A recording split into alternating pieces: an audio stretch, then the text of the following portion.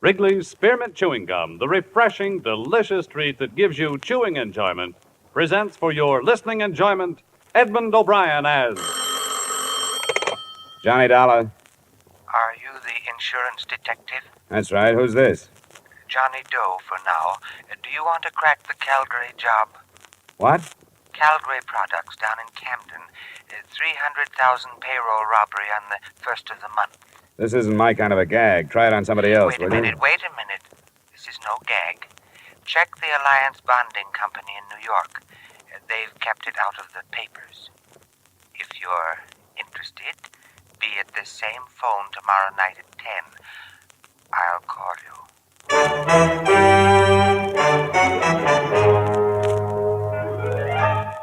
the makers of Wrigley's Spearmint Chewing Gum bring you Edmond O'Brien in another adventure of the man with the action-packed expense account. America's fabulous freelance insurance investigator. Yours truly, Johnny Dollar.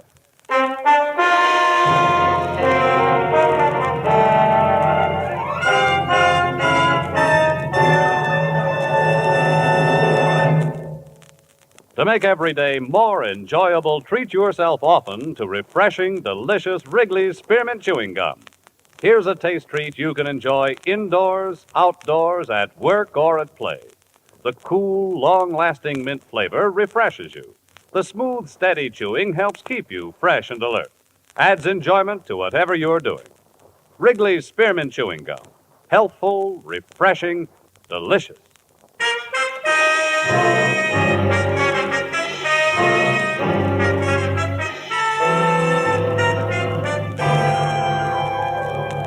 Expense account submitted by Special Investigator Johnny Dollar to Alliance Bonding Company, New York City, New York. The following is an accounting of my expenditures during investigation of the Calgary matter. Expense account item 1, $10.50 transportation from my Hartford apartment to Alliance's Manhattan office.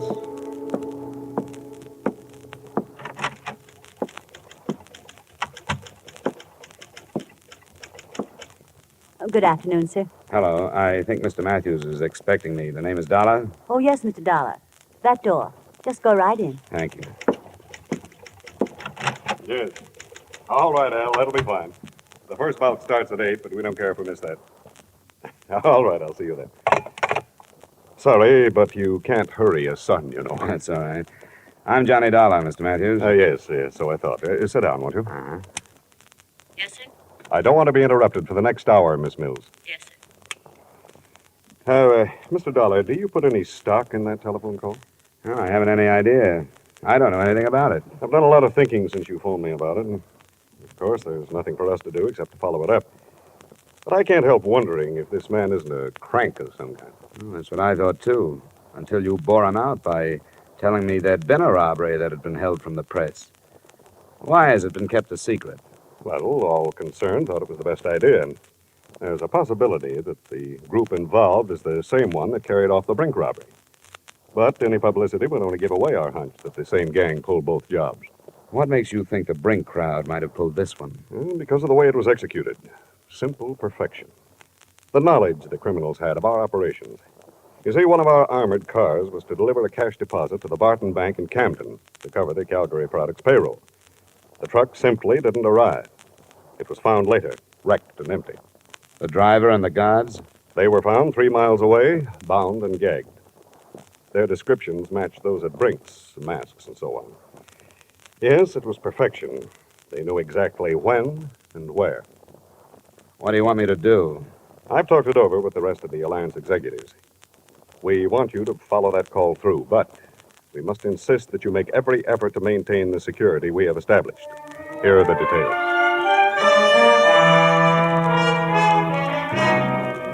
Expense account item 2, same as item 1, transportation back to Hartford. At 9:45 that night, I was in my apartment waiting for the promised call from John Doe. At 10:05, my phone rang. Johnny Dollar. Stanley, 3469. Yes? One moment, please. Philadelphia's calling. Philadelphia. Your call to Hartford is ready. Go ahead, please. Mr. Dollar, Yeah? what did you decide about the Calgary job? Well, what happened to the man I talked with last night? He didn't dare phone you tonight. He was afraid you'd be set up with the police to trace the call. I haven't talked to the police. Don't. If you do, it's all off. He doesn't want to be arrested. He wants to surrender to the New Jersey District Attorney's men. The guy I talked with last night? No, he wasn't involved with Calgary. It was a friend of his. Do you want to talk it over with him? Where? There's a room reserved in the name of Charles Randall at the Brantford Hotel in Bridgeport. Check into it between 7 and 8 tomorrow night. Sign the register, Charles Randall, 7458 Walnut Drive, Boston. Look, why doesn't he just take my address and come over here? He can't. Why not? Brantford Hotel, Bridgeport. If you're interested, be there.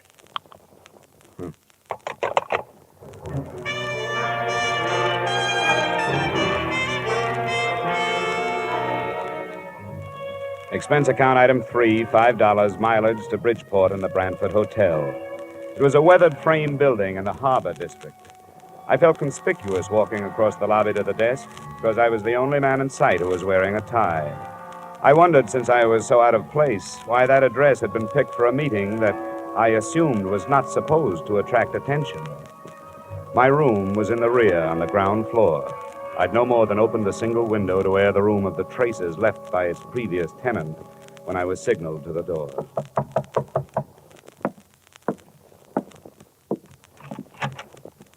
Dollar, Yeah. let me come in.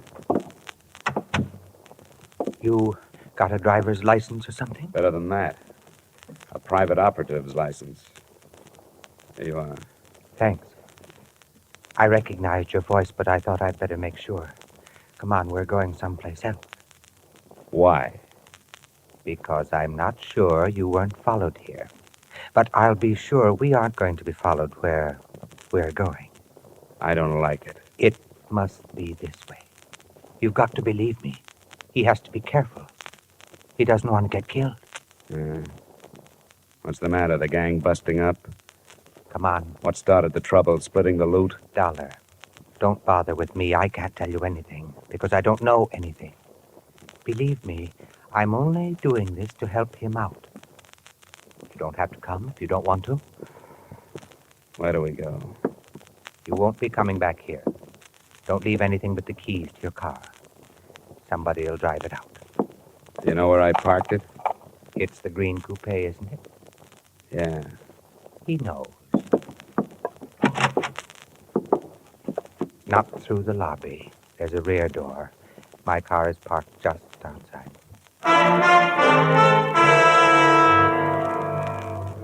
We drove without speaking, crisscrossing town and backtracking until he was satisfied there were no followers, and then out of town in roughly an easterly direction, following the shore of Long Island Sound. I clocked 3 4/10 miles on the speedometer, starting at the city limits. Then he switched off the lights and turned right into a pair of ruts. Finally, we bounced to a stop in front of a cabin near the water. Watch your step. There are a couple of roots in the path.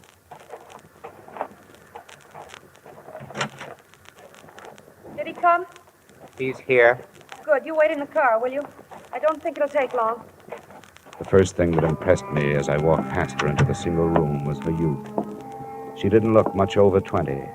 In spite of rather nondescript short brown hair and a band of freckles across an Irish nose, she was attractive. She was very small, and her violet eyes were very frightened. I'm glad you've come. Where's the man I've come after? He left. He decided at the last minute that it would be better if he didn't meet you tonight. Look, I've had enough. I don't play this way. I don't like to be made a fool of. But you aren't. Please be patient with us. I've been patient, and all I've gotten for it is some vague phone calls, pointless instructions, and a meeting in a crummy hotel that's right out of Dime Detective. I've had enough. Please help us. How can I help you when you don't give me anything? I don't know anything. And how can I help somebody who runs away? As far as I know, he doesn't even exist. I'll show you.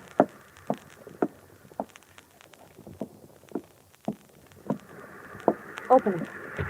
His share of the Calgary money's in it. But you can take the wrappers off. I can take this with me? Yes. I don't get it. Does it matter? He wants to give himself up. Why this way? I told you on the phone. He doesn't want to be arrested in this state. He wants to go directly to the district attorney's office in New Jersey where the robbery was committed. He'll turn state's witness? Yes, but he has a demand. Promise of immunity. It won't work. Any promise like that destroys the value of testimony. Might even bar it from the trial. It's been done. It's never promised. You'll have to take his chances on that. It doesn't have to be public. You can try, can't you? Sure, I can try it, but I won't get it. Anything else? Yes. He wants to be placed in protective custody until after the trial. How many other men were in on the job? He wouldn't tell me. I can't tell you anymore. Will you go to New Jersey? I'll have to have 2 days. I may not be able to see anybody tomorrow. All right. You'll call your Hartford number both nights at 10. You'll have to go now. Please do your best.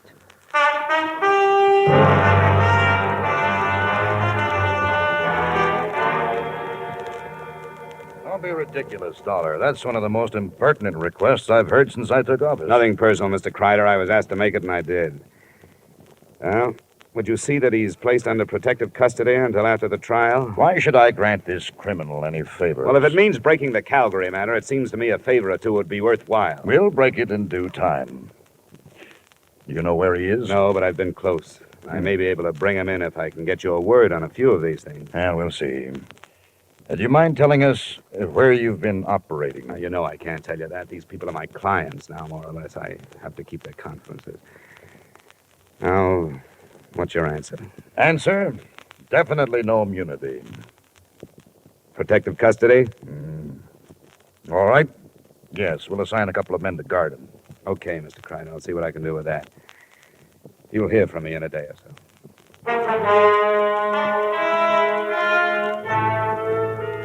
Expense account items 4 and 5, $40 traveled from New Haven to Trenton, New Jersey, and from Trenton back to Hartford. I reached home too late for the phone call that first night, but it came the next, promptly at 10, from Boston this time.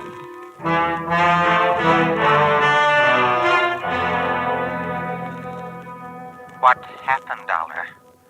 How did you make out? No worse than I expected to. Protection, but no immunity. Oh, that's not so good. They weren't too happy with the situation. I think because they want to make an arrest themselves. Were you followed? Yeah, 2 men.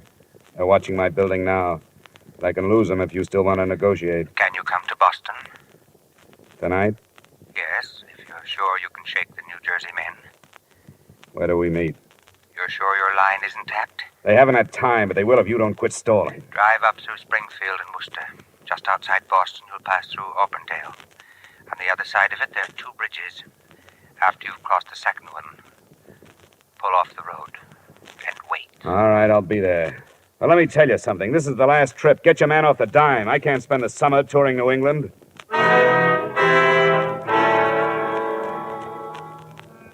I slipped out of Hartford, found the second bridge beyond Auburndale, pulled off the road, and sat there, listening to the night. I sat there for an hour before anything happened.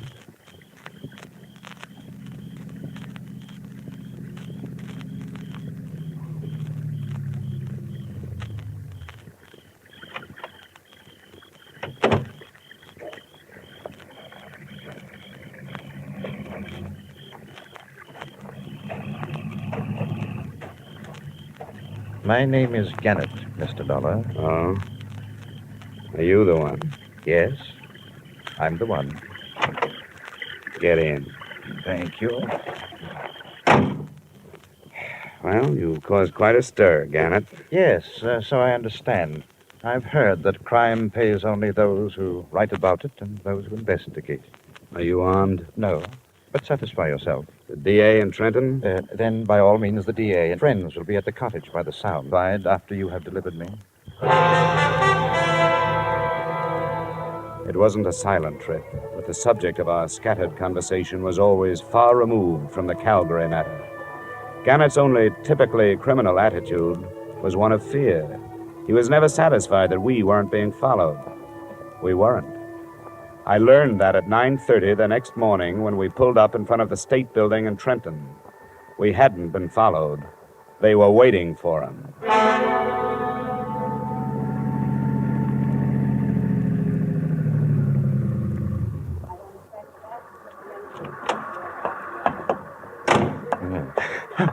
Al, no, don't!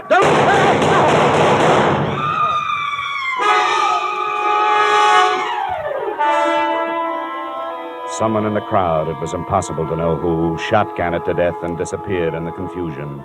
It was sudden and unexpected. More unexpected, I think, than learning after police identification that Gannett, admitted criminal, was also Arnold Gannett, LLD, professor of law at Russell University, New Haven, Connecticut.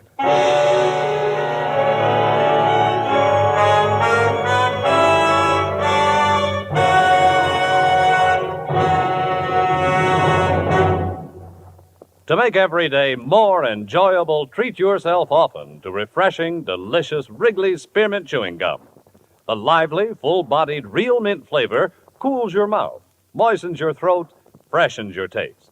And the chewing itself gives you a little lift, helps you keep going at your best.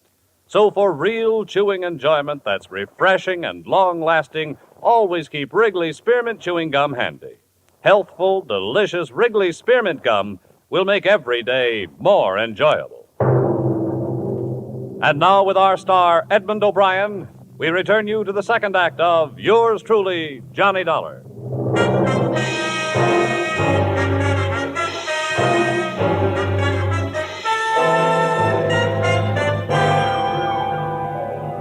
A lot of answers died with Professor Arnold Gannett on the sidewalk in front of New Jersey State Building, but one had been born at the same time.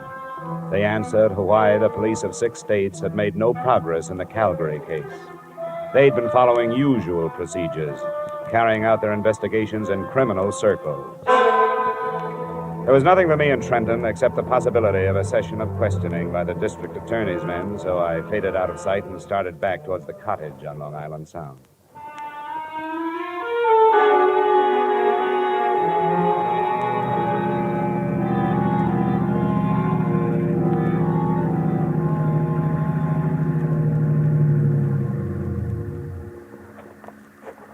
Hello? Hi. Did it go all right? No, it didn't. It blew up. Somebody was waiting for us in Trenton. He killed Gannett as he got out of the car. I thought we were careful enough. You were careful here and in Boston, but nobody was following you. They knew where he was going and waited for him. How did they find out? I don't know. He never told me anything about it. Where's the girl? She's asleep. She stayed awake all night. I don't know what this is going to do to her. She's his wife. She'll have to know.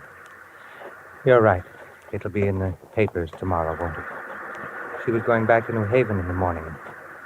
But I can't do it. I don't want to go in. I think you'd better. I don't know who you are, and so I don't want to lose track of you. Come on in with me. Very well.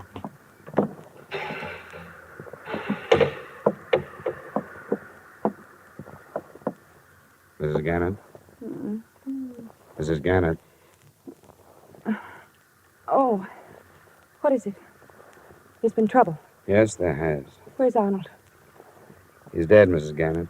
No, He was killed before he could surrender. I want you to tell me who did it. I don't know. I don't know. I don't know.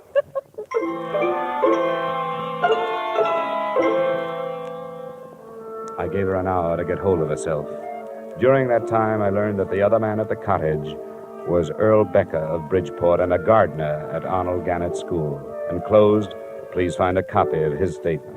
I'd known Arnold Gannett since he was a student at Russell University. We got to be good friends when we started to fish the Sound together. We didn't have anything else in common, but that sort of thing draws men together. I didn't know anything about the robbery until he told me he was in on it. That's all he told me. When he asked me to help him surrender, I said I would. When I returned to the cottage, Mrs. Gannett was dry-eyed. Mr. Dollar, I appreciate what you've done. You tried to help us, and I know that you're not to blame for anything. Oh, there was no way to stop it. It's all finished now. Now I want you to go back to Hartford. Oh, it's not as simple as that. I've put myself out on a limb with the New Jersey district attorney. I won't get off it until this is cleared up. Are you telling me the truth when you say you don't know who your husband was teamed up with? I don't know. He wouldn't tell me. He said it was safer if I didn't know. What did he tell you? Nothing until after it was all over. 2 weeks after. And I knew he was awake at night because something was troubling him. He couldn't lie to me. Your husband was a brilliant man, a doctor of letters. How did he get mixed up in this thing? On Tuesdays, he taught criminal psychology. Before the end of the semester, there was a lot of discussion on the Brink robbery in Boston. And he thought he had the best theory of all. That the men who robbed Brinks had never been criminals before? Yes. And were able to come back to their respectable lives and hide in them. Did he offer that theory to his classes? No. That's what started it. He couldn't get it out of his mind. He told you this? Not until afterwards. It grew into a challenge that he had to do something about. So he did it. And was successful. When he told me, I made him promise to give himself up. I made him do it. I'm sorry I have to keep after you, but there are things I have to know. These classes of his, how many students? It was a large enrollment this year. There were hundreds. Did your husband ever mention a man named Al? Oh, there were so many. I can't remember. Well, he must have kept records. Where can I find a list of his students? At our house in New Haven. Well, then we'll have to go there. I'll be outside. Please let me know as soon as you feel able to leave.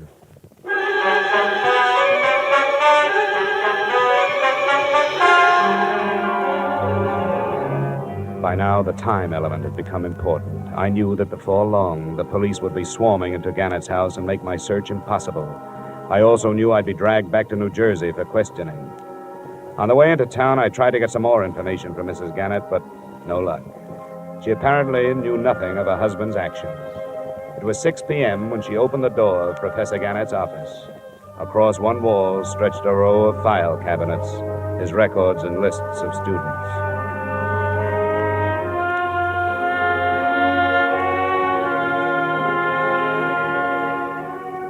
I never knew how many men's names start with the letters A and L. In an hour, Becker and I gathered from the 1949 and 50 enrollments some 100 names from Allen to Alvin. There aren't any more here. What do you do with a list like this? They live all over the country. Here's one from Arizona, Nebraska, Florida. I don't think we'll have to bother with them. You're dropping it? No. I think I've found them. Which one? Hey, that car. Check the window, will you? See if it's police. Yes, it is. I can't talk to them now. Show me the back way out of here, will you? This leads to the hall. What shall we tell them? Well, don't lie yourself into a trap. Tell them I just left. You don't know where I was going.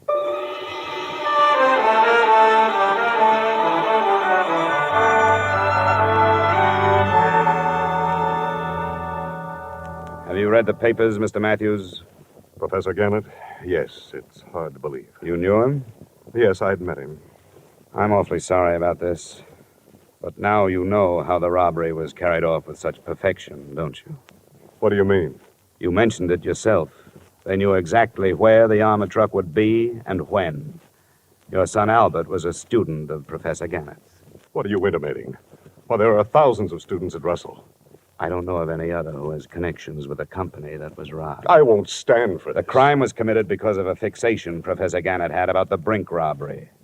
He felt he had to prove that respectable people could commit a crime and get away with it. He did it. But he couldn't have without knowing where your truck was going and approximately when it left New York. Where is your son? Strangely enough, this possibility had crossed my mind, too, but I just can't believe Where it. is he? He's in his room, packing for a canoe trip up in Vermont. Which one is his room? I'll show you. Come on, it's upstairs. Your suspicions are very strong, aren't they? Yes, they are, Mr. Matthews. What have you learned about my son? That his name is Albert. Then there is no proof. I don't know. I want to find out. But he would have no reason to do anything like this. I have always given him everything he wanted. But he's a brilliant boy, much too intelligent. Here's his room. Al, Yes, Dad? What is it? may we come in? I was just finishing. Oh, I'm sorry. Al, this is Mr. Dollar. I'm the investigator working on the Calgary matter. Oh? Well, excuse the room. My stuff's all over the place. I'm going up north. Where were you this morning at 9 o'clock? Why, What is this? Where were you? I don't see that it makes any difference. It does. Because I was with Professor Arnold Gannett at 9 o'clock. Before he was killed, he called to somebody named Al. What does he mean, Dad? I don't understand. Mind if I look over your room? For what? For a gun. A .38 from the sound of it. The police will be able to check the slugs that killed Gannett. Dad. Yes, Albert? Dad, I did it. I don't know why. I don't... What'll I do? I don't know. Dad, it wasn't supposed to end like this. Dad. I can't help you now, son. All right. All right, then I'll get away. No, you don't. It's no use. Get away from me. Oh. I'm sorry, Mr. Matthews. Yes, Mr. Dollar. I'm sorry, too.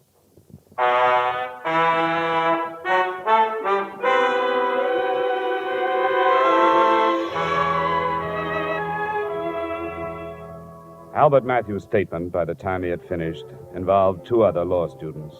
They, too, were from families that should have not included criminals. And I wonder if Professor Gannett's unsuccessful experiment doesn't mean that the Brink robbery, $2 million, wasn't committed by persons now hiding behind respectable lies. Expense account total, $1,180. Yours truly, Johnny Dollar.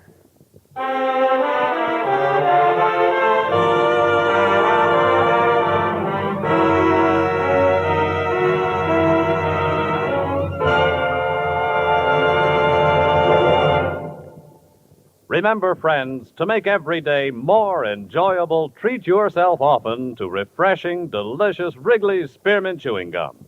There's lots of cooling, real mint flavor in every stick.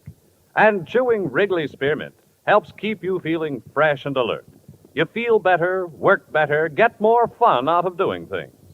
So indoors, outdoors, wherever you go, keep some healthful, refreshing Wrigley's Spearmint Chewing Gum handy. To make every day more enjoyable, treat yourself often to delicious Wrigley's Spearmint Chewing Gum.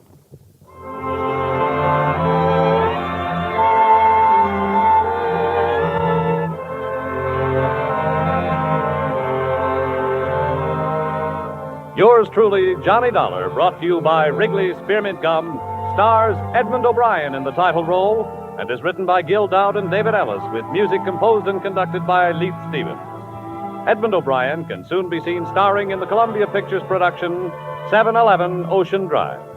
Featured in tonight's cast were Ted Osborne, Florence Lake, Bill Boucher, Virginia Gregg, John Daner, and Terry Kilburn.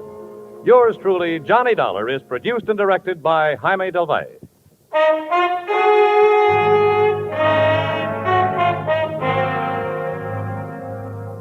The makers of Wrigley's Spearmint Chewing Gum hope you've enjoyed tonight's story of Johnny Dollar and that you're enjoying delicious Wrigley Spearmint Chewing Gum every day.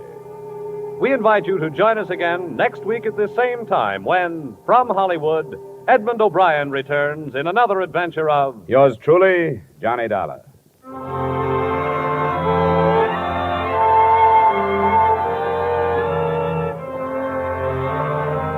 Bob Stevenson speaking. This is CBS, the Columbia Broadcasting System.